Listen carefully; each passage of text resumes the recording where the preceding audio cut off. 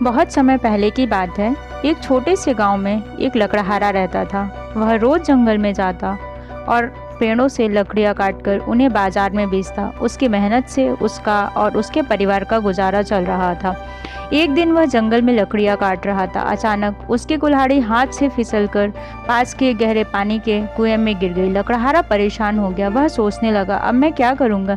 यह कुल्हाड़ी ही मेरे जीवन का सहारा थी। वह कुएं के पास बैठकर रोने लगा। तभी वहां से एक देवता प्रकट हुए। उन्होंने पूछा, तुम क्यों रो रहे हो? लकड़हारे ने अपनी समस्या देवता को बताई।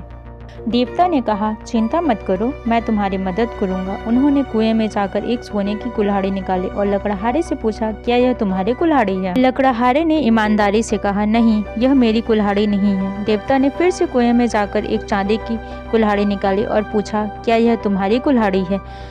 लकड़हारे ने फिर कहा, नहीं, यह भी मेरी कुल्हाड़ी नहीं है। अंत में देवता ने लोहे की कुल्हाड़ी निकाली और पूछा, क्या यह तुम्हारी कुल्हाड़ी है? लकड़हारे ने खुशी से कहा, हाँ, यह मेरी कुल्हाड़ी है। देवता लकड़हारे की ईमानदारी से खुश हुए और इनाम में उसे सोने और चांदी की कुल्हाड़ी भी दे दी।